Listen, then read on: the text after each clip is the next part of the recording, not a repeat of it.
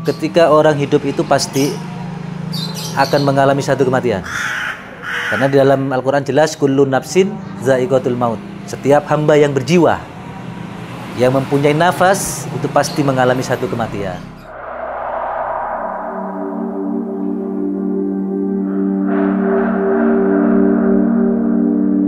Kemudian setelah saya mandikan, yang dua ini tahu-tahu kabur.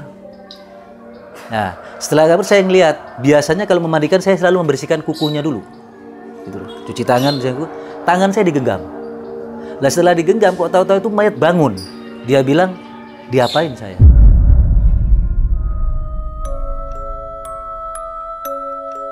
Wahai ibu pemandi jenazah, tolong jangan mandiin saya dulu, saya istirahat dulu. Saya capek, saya lelah. Yang kedua, wahai ibu mandi jenazah, tolong lepaskan baju saya, tapi jangan keras-keras. Kulit saya sakit, kulit saya masih terasa sakit, masih terasa ngilu. Wahai pemandi jenazah, tolong saya jangan dikasih air panas, jangan dikasih air dingin, karena luka saya masih basah, masih terasa sakit.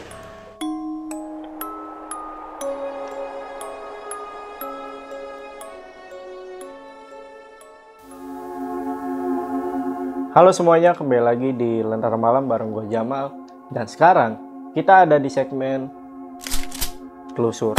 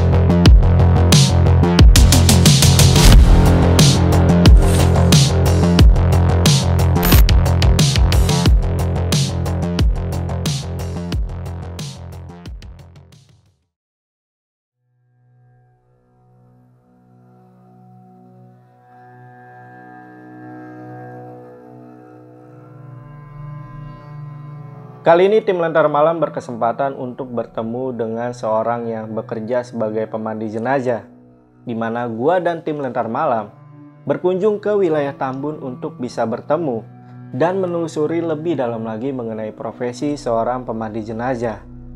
Dan sesampainya di sana, bersyukur kita disambut dengan baik oleh Pak Junaidi dan warga sekitar. Banyak hikmah yang kita dapatkan setelah kita berbincang dengan beliau mengenai profesi yang beliau jalani. Dan tentunya dalam kesempatan kali ini Lentera Malam juga akan membagikan ke kalian cerita atau kisah tentang profesi yang sangat mulia dari seorang pemandi jenazah.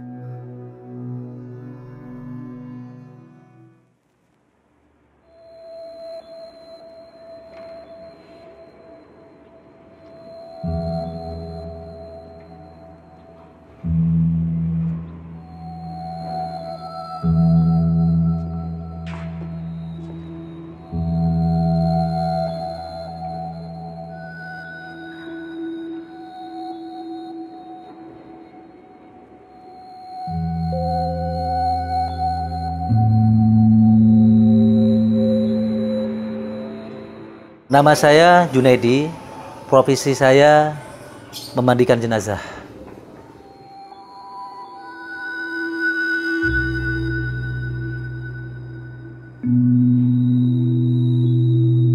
Sebenarnya memandikan jenazah ini dibilang rumit nggak rumit, dibilang rumit ya.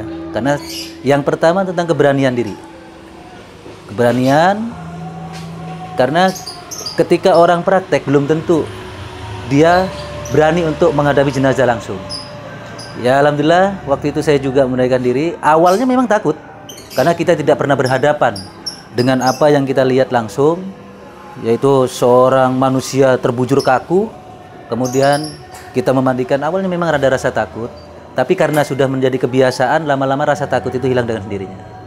Ya banyak sih kisah-kisahnya ya, karena memandikan jenazah itu juga kadang-kadang ada keganjalan dalam satu jenazah itu. Yang merasa diri kita, kalau kita lihat dalam kehidupan sehari-hari, orang itu kadang-kadang berbuat baik atau enggak, tapi ketika kita memandikan jenazah itu merasakan gitu. Merasakan belum tentu apa yang dibuat orang itu baik di dunia, ketika dia meninggal itu tidak ada kendala gitu. Justru yang menurut pandangan orang itu, yang dia biar orang jelek tapi tidak pernah ada kendala. Ya inilah kuasa Allah gitu. Dan di sini keikhlasan tentang manusia ketika dia berbuat baik.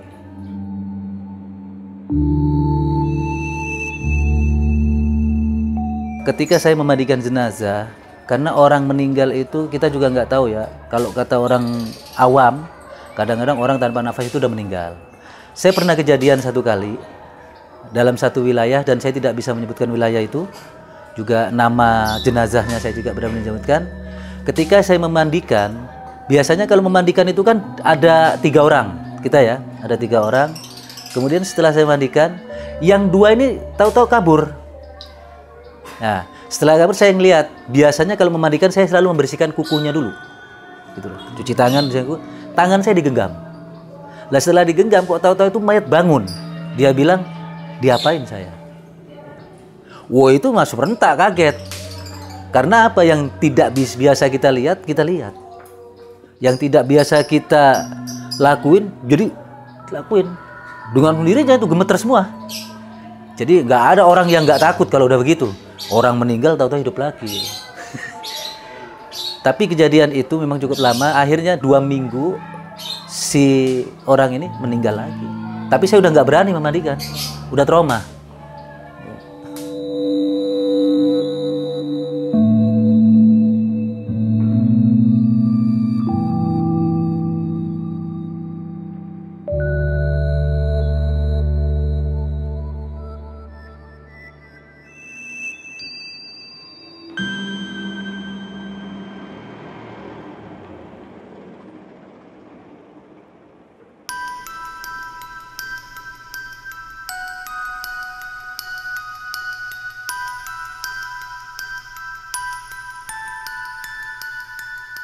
Pak Ustadz, ini kita masuk ke bagian apa Pak Ustadz? Ini masuk ke bagian mau memandikan jenazah.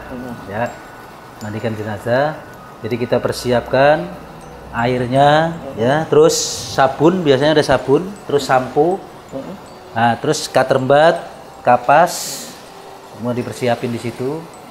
Nah, nanti si mayat ini langsung nanti tidurin. Kenapa ada bantalan gini?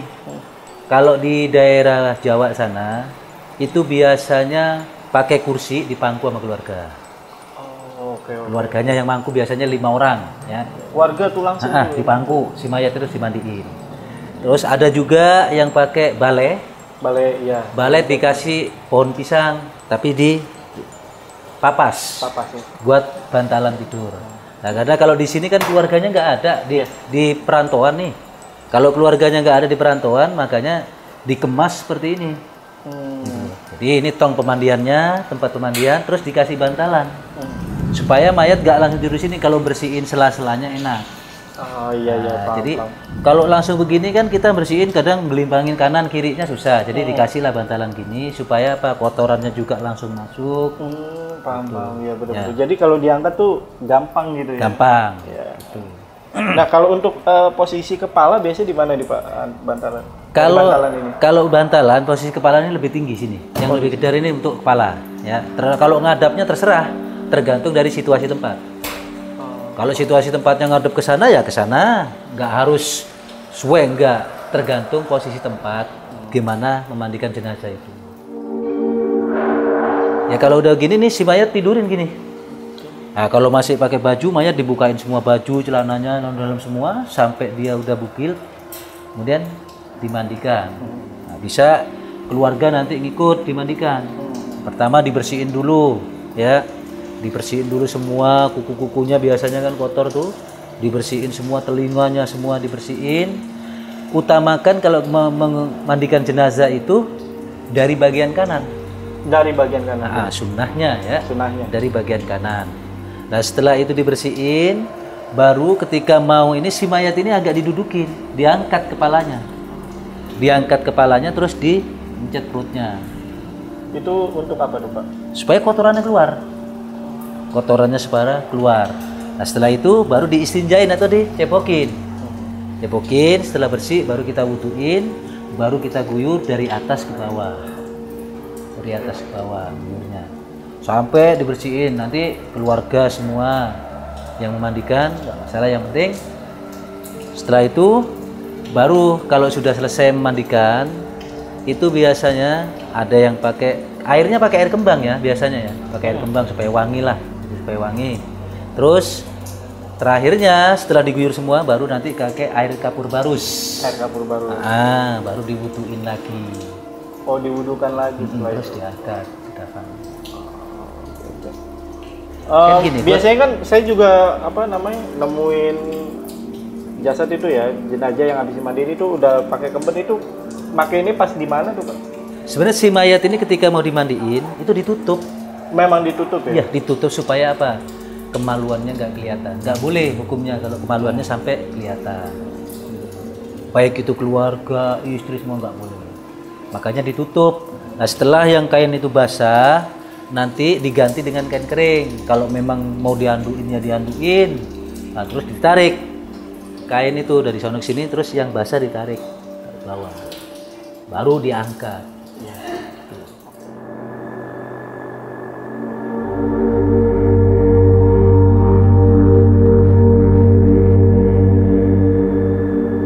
Selain bertemu dengan Pak Junaidi, kita juga berkesempatan bertemu dengan pemandi jenazah seorang wanita yang bernama Ibu Nur.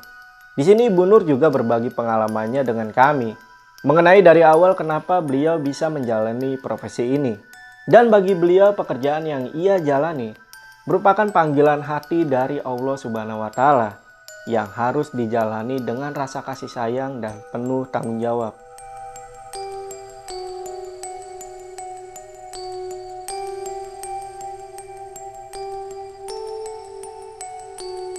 Sejak masih di kampung, itu masih punya anak satu tuh, Mbak, umur kurang lebih 2 tahun. Ada mbah tuh yang meninggal, ibunya dari bapak, meninggal malam. Tapi pas pagi sampai jam 9 belum ada yang ngurusin. Itu belum ada. Itu ngabarin juga kan ibu pulang. Pas jam 10, karena saya udah ngeliat nggak tega, ya mau nggak mau kan, mau nggak mau ibu turun langsung sendiri, semua sendiri. Jadi kita gotong sama ibu saya sama bapak gitu. Habis dimandiin itu kita angkat dari tempat pemandian itu. Jadi tuh bapak tuh kayak ketarik ke bawah gitu loh. Kalau di kampung kan mandiin ini atasnya balik, bawahnya kan dibikin kayak lubang kayak gitu kan, buat ituan air. Jadi air nggak kemana-mana. Gitu ceritanya kampung tuh seperti itu. Pas mau diangkat bapak tuh kayak ke bawah kayak gitu. Kayak turun ke bawah kayak gitu, kayak ketarik ke bawah. Pas itu habis mbah ditaruh di pembaringan situ mau saya kapanin, tangan tuh langsung gitu. Kayak apa sih, gerak gitu, cuman karena saking lemes gitu ya. Tadinya kan aku mungkin secara ya manusiawi tuh apa sih, terima kasih gitu ya. Cuman kan kita nggak tahu itu karena ibu awal. Cuman pas itu di situ kaget tuh, ibu kaget, astagfirullahaladzim, kok hidup lagi gitu, tapi nggak hidup gitu. Pas itu bapak udah mau kejebur gitu. Jadi orang tuh pada nolongin bapak, saya ngituin mbak sama ibu saya sama adik saya. Tuh adik saya tuh masih kecil waktu itu, masih umur berapa sih, SD. Laki itu ya, itu kita beda-beda tetangga tuh, namanya di kampung kan susah gitu kan. Ya itu mulai di situ saya mulai terus ada itu dari masjid saya dipanggil nih gitu, nama Ibu Nur aja gitu. Dia kemarin berani tuh gitu kan. Jadi diituin juga. Pas itu anak-anak pesantren juga kan ada yang pesantren pada pulang. Lah saya baru dipanggil tuh sama Yai kan. Ya Yasin namanya waktu di Danawarih di kampung saya itu, suruh ke sana. Lah saya tuh di situ mulai digembleng. Bana tuh masih kecil. Saya tuh mulai digembleng, diajarin gitu terus. Jadi kamu nanti akan sukses. Kamu jalanin terus ini gitu. Lah itu di situ. Dari bulan ke bulan ke tahun terus saya terus di sini. Dia tinggal di sini tahun 95. Tuh. Pindah ke sini. Awalnya di Legon dulu, di Cakung, di Priuk tuh kemana-mana. Berarti profesi ini udah berapa lama tuh? 30 tahun. 30 tahunan. Cuman terrealisasi untuk di kabupaten itu di MUI masuk tahun 2000, didapain 2017 kalau nggak salah. Cara komunikasinya gimana tuh sama si jenazah? Ya, cara komunikasi kita ngucapin salam. Ibu maaf, ibu lemesin dulu ya. Biar ibu cakep. Biar ibu menghadap Allah cantik, wangi, solehah, itu kayak gitu. Ya, langsung kita ibu ituin, itu langsung lemes. Tangan kadang suka begini, kan kadang suka namanya orang kita azal itu kan kita mesti kenceng. Nggak bedanya orang mau ngelahirin, pasti tenaga gitu. Mesti begini kan, kadang suka begini, kita harus bisa. Tapi nggak harus dipaksa. Kalau kita bisikin dulu aja Bu ya, lemesin ya, rapiin, gitu. Bacain, gitu. Dan ibu ngambil tuh baca doa sholawat, ikan sholat, minta sama Allah. Jadi kita antara hati, mulut, dan pikiran, tangan tuh bergerak semua. Tangan bergerak, kita mulut itu hati ke Allah. Mulut zikir terus sholawat. Insya Allah cuma dituin aja pakai air, insya Allah ntar kayak gini jalan. Dia akan diri sendiri. Akan lemes. Itu yang ibu alamin selama ini, yang ibu jalani selama ini.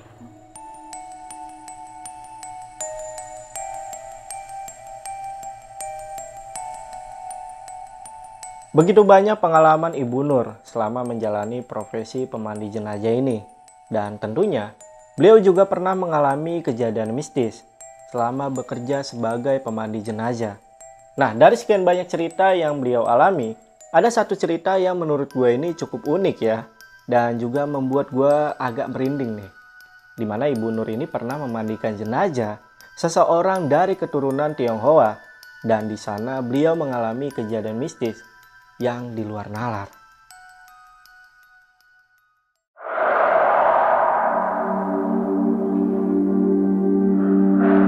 Kalau orang Cina itu, ibu sering, Suban ini kan orang dari tempat kerjaan bapak tuh, ya kan. Meninggal tuh, nenek tuh, mau dikremasi. Saya tuh itu di kamar itu sendiri, khusus gitu. Khusus. Jadi kita tuh beda sama orang Kristiani, sama kita tuh beda, ya kan. Kalau jenazah kita kan cuma udah kapas, kain kapan, kamper, sama stanggi. Kalau dia enggak. Banyak, harus didandanin, harus pakai gaun, ya kan. Dulu kan pakai emas, tapi sekarang enggak. Sekarang emasnya enggak dipakai, tapi dibikinnya gelangnya dari melati, kayak gitu. Dari melati itu pun semua ganjil, 9. Pokoknya udah dari 9, 39 tuh untuk kalungnya, terus semua dari itu. Semua dari melati, tapi dibikin ganjil kayak gitu. Semua dari ganjil. Tadi dandanin rapi, dipakein sepatu gitu. Kalau jenazah itu jarang mandi sih. Kalau yang itu saya pegang nggak jarang mandi, jarang dimandiin. Jadi mandinya pakai itu formalin. Ya, formalin jadi pakai ada tempat kayak rumah sakit gitu, warna kayak melamin apa sih ya gitu ya, baskom gitu. Tapi kan di situ ada waslapnya khusus.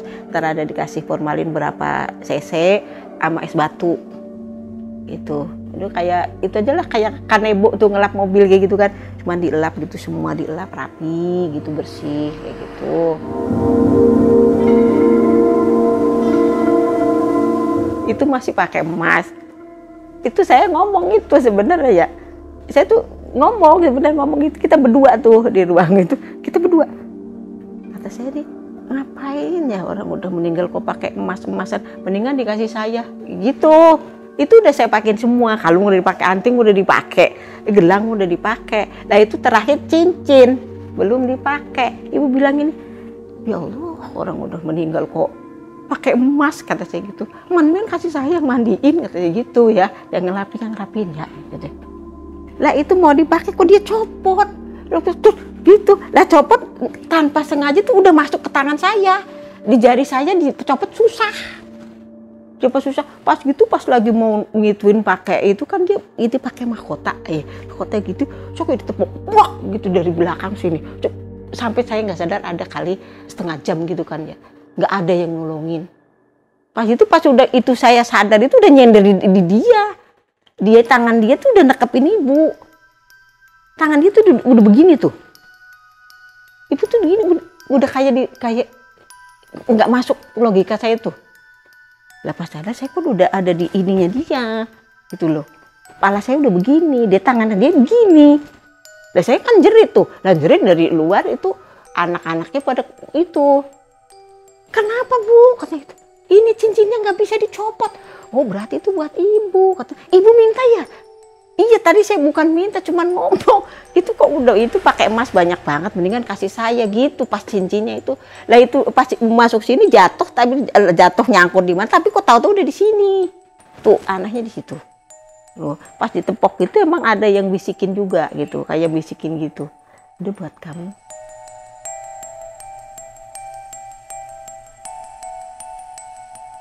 Nah, setelah mendengarkan pengalaman mistis yang dialami oleh Ibu Nur, rupanya Pak Junaidi juga mempunyai beberapa pengalaman yang menurut beliau banyak kejanggalan mengenai jenazah yang beberapa kali ia temui. Bahkan, Pak Junaidi juga beberapa kali bisa merasakan firasat atau tanda-tanda dari seseorang yang akan meninggal.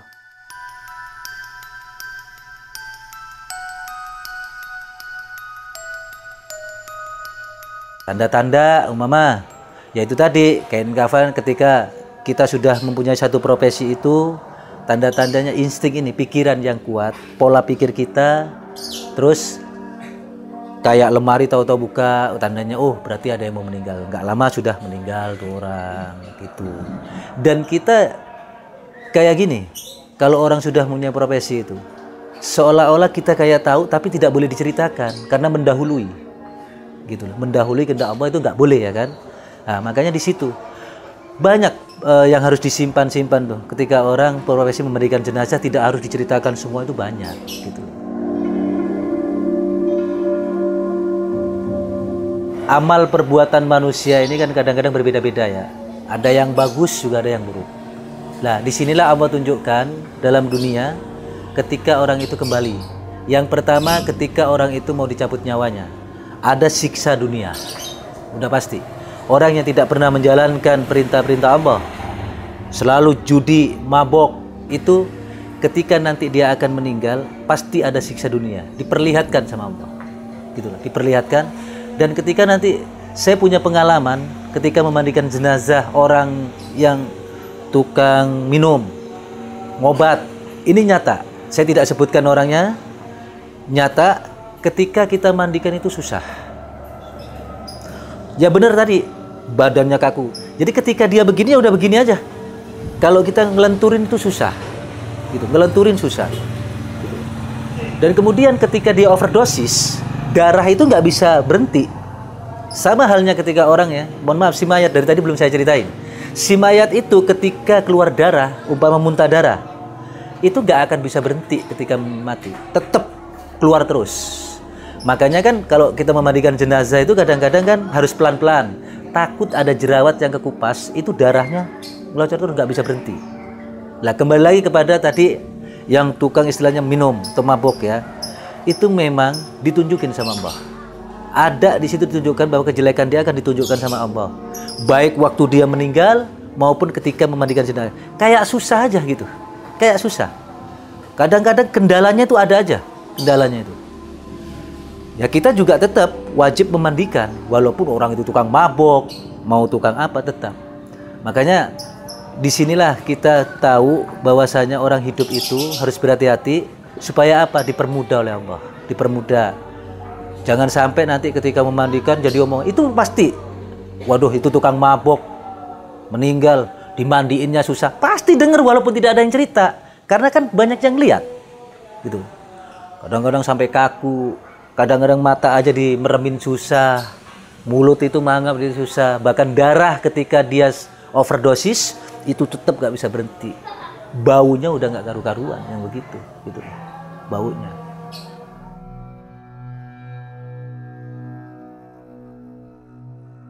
Sebenarnya kita nggak bisa nyebut namanya, ini aib si mayat ini nggak boleh diceritakan. Tapi ini supaya menjadi contoh, ya. Dan ini merupakan satu cambuk supaya kita yang hidup bisa berintrospeksi diri dengan apa yang kita ceritakan ini. Yaitu tadi kan saya kisahkan, seseorang manusia ini tidak tahu amal perbuatannya, ya. Ya saya bilang tadi, kadang-kadang kalau kita lihat di luar, di dunia selagi dia hidup baik, kadang juga dipandang orang buruk. Tapi ketika kembali kepada Allah, intinya orang itu sudah dipanggil oleh Allah, disinilah ada keganjalan-keganjalan itu, gitu loh. Kadang-kadang ada yang susah ketika dimandiin, ya. Kadang-kadang yang menurut orang itu brutal atau apa segala macam, kadang mudah untuk dimandiin, gitu. Kemudian di dalam benak pikiran itu ada terkandung itu rasa nggak enak, gitu loh. Rasa nggak enak itu ada, gitu. Rasa nggak enak. Kok begini ya rasanya kita mandiin orang ini, gitu. Beda-beda. Tergantung daripada amal perbuatan itu manusia itu sendiri, gitu. Semoga dengan video kali ini banyak hikmah yang bisa kita ambil untuk kehidupan kita nanti, supaya bisa membuat hidup kita jauh lebih baik lagi dari sebelumnya. Dan sebagai penutup, Pak Junaidi dan Ibu Nur juga akan membagikan hikmah yang mereka rasakan kepada kita semua dengan pengalaman mereka berdua selama menjadi pemandi jenazah.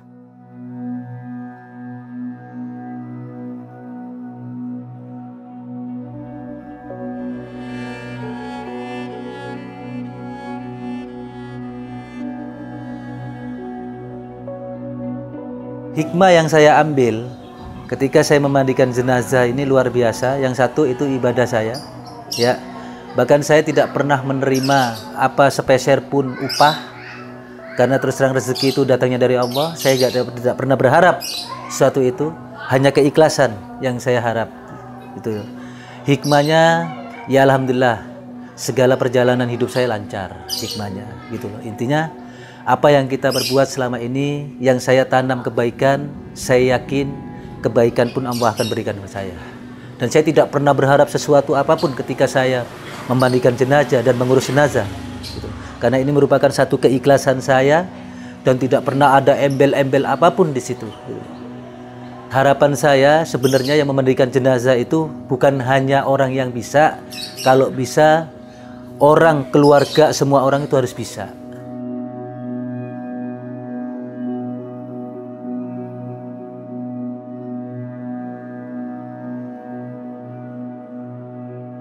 Ya kalau buat ibu sih hikmahnya pelajaran ibu sendiri, ya kan. Kita sebenarnya tuh belajar bukan dari orang lain loh ya. Kita belajar dari jenazah sendiri.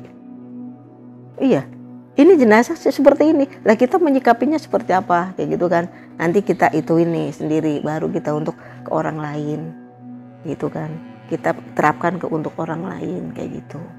Ini seperti ini, seperti ini, seperti ini. Kita jangan belajar dari orang, belajar dari si jenazah sendiri. Apa yang kita lihat, kita pelajari di situ. Kalau pelajaran dari orang, beda. Benar, beda. Kita belajar dari si jasad tadi. Nanti kita hikmahnya, kita ambil buat kita kira-kira itu bagus. Ya, yang kita terapkan buat jenazah bagus. Nanti saya ituin ke orang lain deh. Kayak gitu. Banyak banget hikmahnya, luar biasa. Kalau buat ibu. Luar biasa. Cuman kadang-kadang sekarang susah nyari orang untuk mandiin apa gitu, susah bener. Yang bisa satu dipegang, mulutnya dikunci, ya kan, nggak boleh buka aurat jenazah kayak gitu. Itu harus ditutup semua. Kita harus fokus ke Allah. Kita lillahi ta'ala aja, kita jalanin semua itu karena ridho Allah gitu aja. Karena kasih sayang Allah, bukan karena kemauan kita.